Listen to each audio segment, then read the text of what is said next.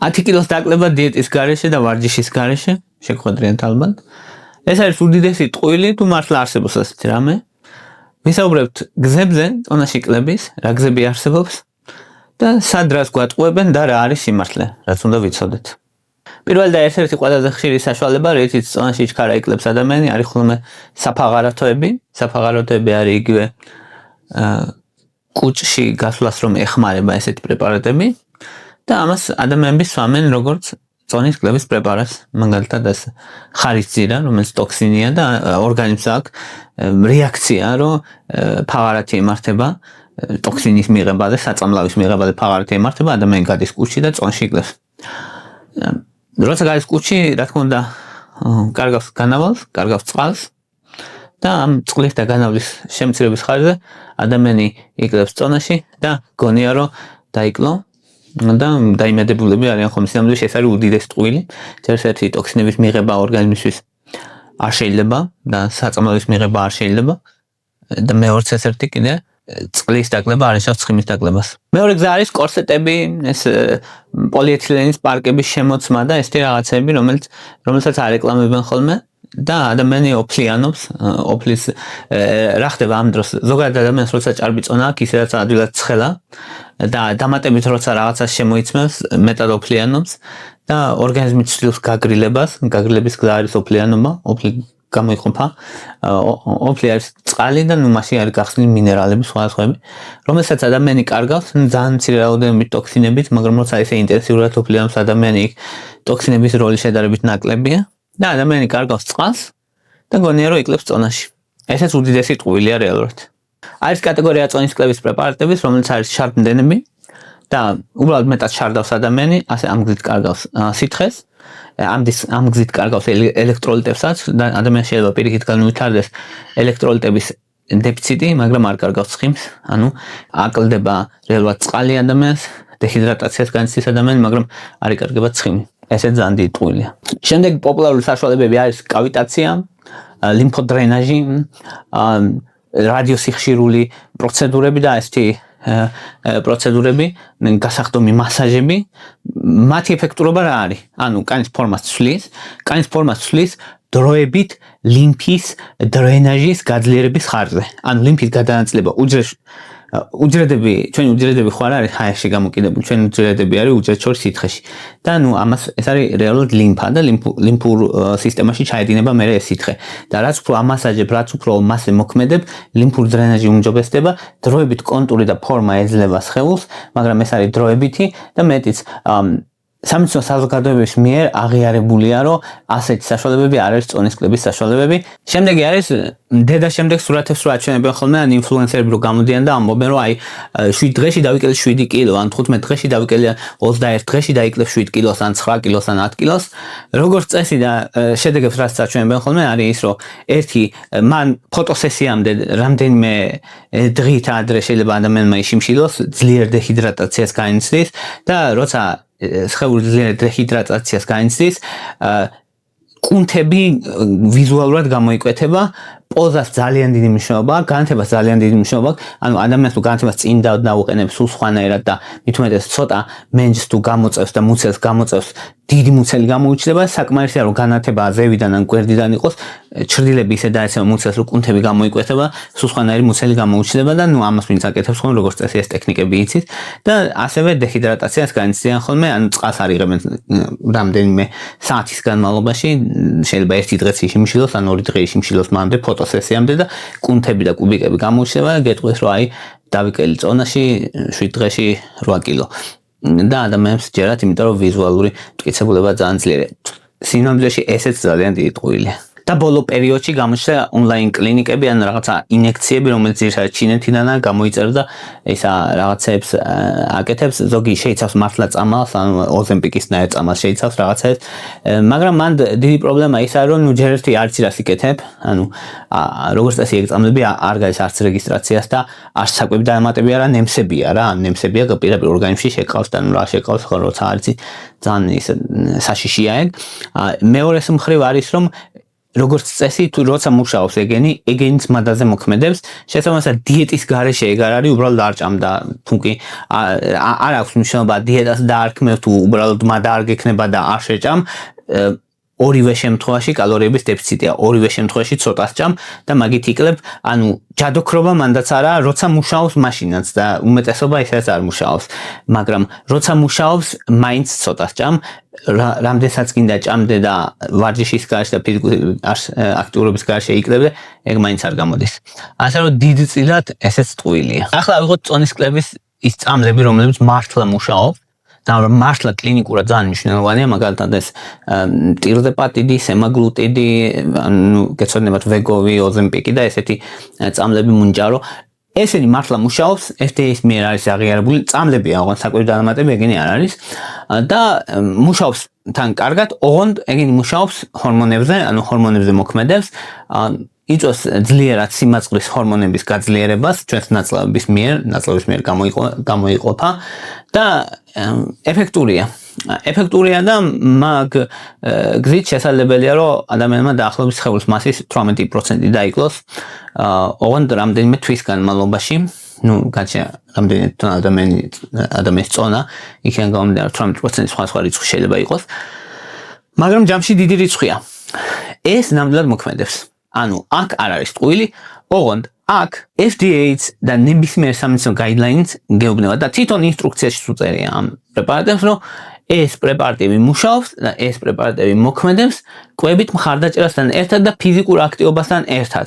ანუ არა ისე რომ რაც გინდა ჭამე, რამდენიც გინდა ჭამე და მაინც დაიკელე, არამედ კვებით მხარდაჭერა და ფიზიკური აქტივობა მაინც სჭირდება, ანუ ჯადოსნური პრეპარატი არ არსებობს. არ არსებობს და თუ ვინმე გეუბნებათ რომ რაღაცა ჯადოსნური არსებობს, ტყუილია, არ არის ასე. თუ ვინმე გეუბნებათ რომ 21 დღეში დაიკლებთ 15 კილოს ან 10 კილოს, გატყუებთ. თუ ვიღაცა გეუბნებათ რომ 28 დღეში დაიკლებთ 20 კილოს, გატყუებთ. არ შეიძლება, არ ხდება ეგეთი რაღაცა და რომც მოხდეს, თუ სასწორი გაჩვენებს რომ 28 დღეში ან 30 დღეში დაიკელეთ 15 კილო, ეს იქნება უმეტესობა წყალი, გლიკოგენი, კუნთი და ცოტა ცხიმი. ანუ აქაც გატყუებენ. რაც შეეხება აი ამას, სემაგლუტიდი, ტირზეპატიდი და პრეპარატები, რომლებიც მართლა მუშაობენ, მაგ დროსაც საჭიროა კვებით ხელშეწყობა. და მეტიც, როცა ამ პრეპარატებს ანებებენ თავს, ადამიანები მათი უმეტესობა ისევ იმატებს წონას, თუ კვებით მხარს არ უჭერენ და მათი კვებით ქცევა თუ არ შეიცვალა. და შემდეგი გზა არის ბარიატრიული ქირურგია. ბარიატრიული ქირურგია არის კუჭის დაპატარავება, იცით. ეს ნამდვილად მუშაობს, ესეც, ეს ეფექტურია, მაგრამ აქ არის ძალიან მნიშვნელოვანი რამე. ესეც არ არის ჯადოქრობა. კუჭი უბრალოდ მოცულობაში იკლებს, მოცულობაში რომ იკლებს, შენ უფრო ცოტას ჭამ ბუნებრივად, მიუხედავად იმისა, რომ შენ დიეტაზე არ ახარ, გამოგდის დიეტა. ანუ ესეც არ არის გზა, რომ რამდენიც გინდა ვჭამოთ და მაინც წონა დავიკლოთ, ასე არ ხდება. ადამიანია მოწყობილი რომ ასე არ მუშაობს. ფიზიკის კანონებს ეწინააღმდეგება, რომ რაც გვინდა ვჭამოთ, რამდენიც გვინდა ვჭამოთ და მაინც დავიკლოთ. ამის მოთხოვნა ეწინააღმდეგება ფიზიკის კანონებს. ადამიანები არიან დაღლილი წონის კლების გზებით, მცდელობებით, მარცხით, მე ისევ იმატებენ და ალბათ იცით რომ ადამიანები რომ წონას იკლებენ ხოლმე, სულ ერთ წელს დადიან რა და ისე სულ დიეტაზე ერთ და იგივე ადამიანები არიან ხოლმე. იმიტომ რომ რაღაცას დაიკლებს, მე მოიმატებს, მე დაიკლებს, მოიმატებს, იმდეს მოიმატებს და ასე შემდეგ. ერთ-ერთი გზა აქედან გამოსვლის არის, რომ თვალი გაუსწორო რეალობას და თქვა, რომ წონის კლება კვებით მხარდაჭერის გარშე და ვარჯიშის და ფიზიკური აქტივობის გარშე არ ხდება. ეხლა ეს რატო გამიჩნდა ეს იდეა, რომ ამაზე მესაუბრა საერთოდ, იმიტომ რომ მე მაქვს შემოტანილი რედიენტი, საკვები დანამატია და რედიენტის გვერდი ვინც იცის, გეცოდინებათ. საკვები დანამატია, რომელიც შეიცავს მწვანე ჩაის, მცენარეულია, თეთრი ლობიოს ექსტრაქტს, კოფეინს და პიპერინს. ანუ ფორმულა არის ბუნებრივი და დამხმარე საშუალებაა. და მე ყოველთვის ვამბობ ხოლმე, რომ არის დამხმარე საშუალება. და ადამიანები მე ამბობენ, რომ იცი რა, თუ კი მე კვებით ხელი შეუწყე, თუ კი დიეტაზე ვიყავი, თუ კი ვივარჯიშე, მაშინ რა თმინდა დახმარება? ხო და ზუსტად იმიტომ რომ ეს მოახერხო, ამიტომ ახოლმე დახმარება საჭირო. ანუ იმიტომ რომ ის ცოტათი მეტაბოლიზმს აგიჩქარებს, გაგიუმჯობესებს, ცოტათი მადას დაგიქვეითებს, ცოტათი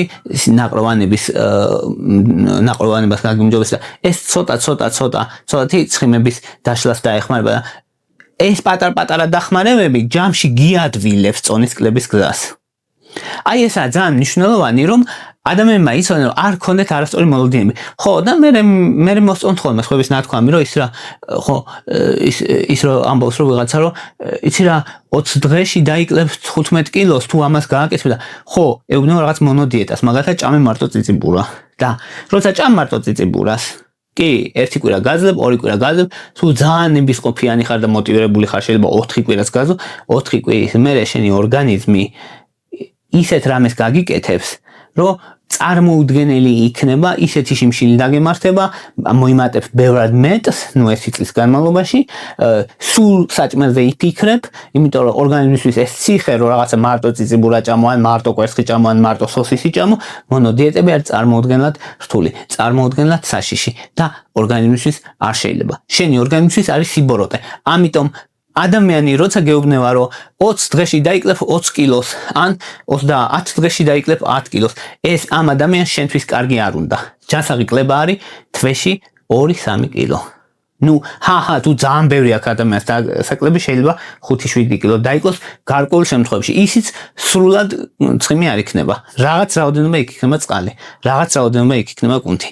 ჯანსაღი კლება არის 2-3 კილო თვის განმავლობაში. ვინც სხვა რამეს გეუბნებათ, ვინც გეუბნებათ, რომ მაგალითად ერთ თვეში დაიკლებ 12 კილოს, 15 კილოს და ასე შემდეგ, იმას შენთვის კარგი არ უნდა. გრძელვადიანად კარგი არ უნდა. ანუ როგორ არის, რომ ფეხებზე კიდია იმას. ანუ იმას ესე იგი უნდა, რომ შენ რაღაცა შედეგი ამ მომენტში მიიღო და მე რა დაგემართება არ აინტერესებს. ან კუნთები რო განგელება არ აინტერესებს და კუნთების განლევა რო სიცოცხლის ხანმოკლეობასთან არის დაკავშირებული არ აინტერესებს. მე რომ ადა გაგიძლიერდება ორმაგად და ორმაგად რომ მოიმატებ და გულის მზარდთა დაავადების რისკი რომ გაგიძლიერდება, ეგ არ აინტერესებს. ვიტამინების, მინერალების დეფიციტები რომ განვითარდება ამ მონოდიეტებით და ძალიან დაბალკალორიული დიეტით, ეგენი არ აინტერესებს. და არც არავინ არ ისაუბრებს მაგაზე და შენ თვითონაც ვერ მიხვდები, იმიტომ რომ მაგას ჭირდება კვლევები, ხო? მაგრამ სულაც რო იგნობს ადამიანი თავს, იმას მიხვდება, მაგრამ იმას ვერ მიხვდება, რომ რის გამოა. ნაღველში კენჭების განვითარების რისკი რომ მოიმატებს, ამას არავინ არ გეუბნებათ, იმიტომ რომ სწრაფი კლება, როგორც კი თვეში აი 4-5 კილოს აცდება ადამიანი და ესე ჩქარა იკლებს, ნაღველში კენჭების რისკი იმატებს მნიშვნელოვნად და ვითარდება მათ შორის ბევრს. გრძელვადიანად რომ ადამიანი ამ იო ციკლზე წავა და მოემატება, დაკლება, მომატება, დაკლება და აი ამ შარში გაეხვევა, ამასაც არავინ არ გეუბნებათ. ამიტომ გეუბნებიან რომ დაიკლეთ თვეში 20 კილო. არა, მაგ ადამიანებს თქვენთვის კარგი არ უნდათ და ეს უნდა იცოდეთ. და ახლა დაუბრუნდეთ თავარ კითხვას. შეიძლება თუ არა დაიკლო წონა დიეტის და ვარჯიშის გარეშე? ხო, თუ კი კალორიულ დეფიციტს არ დაარქმევ დიეტას, მაგრამ კალორიულ დეფიციტში იქნები, შეიძლება დაიკლო დიეტის გარეშე. ანუ თუ ცოტა შეჭამ, უბრალოდ დიეტას არ დაარქმევ. მაგრამ ჯამში ნებისმიერი კვების რეგულირება რეალურად დიეტაა. ანუ რაღაცა კვება, შედგენილ კვებას თუ მიყვები, რაღაცა სქემას თუ მიყვები, კვებით იქცევა თუ გაქვს რაღაც ორგანიზებული, ეგ უკვე დიეტაა. ამიტომ კი, ანუ სახელი შეგვიძლია დაარქვა სხვა რამე, მაგრამ სინამდვილეში ეს იქნება რა თქმა უნდა დიეტა. და თუ ვინმე გეტყვით, რომ დიეტის გარეშე და ფიზიკური აქტივობის გარეშე წონას დაიკლებთ, ეს იქნება ტყუილი. ყოველ შემთხვევაში ჯანსაღად ვერ დაიკლებთ და თუ საკუთარ ორგანიზმს გაინადგურებთ კი, რა ჭირდება წონის კლებას? წონის კლებას ჭირდება ფიზიკური აქტივობა 10,000 ნაბიჯი დღეში და ამაზე გიждდებიან ხოლმე რომ იცი 10,000 ნაბიჯი რამდენია, ვიცი ძალიან კარგად, იმიტომ რომ მე დავდივარ 10,000 ნაბიჯს ყოველ დღე და ძალიან კარგად ვიცი რამდენია 10,000 ნაბიჯი და ზოგადად 18,000 ნაბიჯსაც დავდივარ ხოლმე და ეგეც ვიცი რამდენია 18,000 ნაბიჯი. შეუძლებელი არ არის, ვისაც უნდა მათთვის. და ვისაც არ უნდა ხო მოძებნის, რომ ვისაც არ უნდა იტყვის იმას კი, რომ იცი რა, ეს ყველაფერი ძნელია და მოდი დაველოდები მომავალ ტყუილს, რომ მაჭმევენ და შევჭამ იმ ტყუილს. აი ეს არის ადამიანის ქცევა.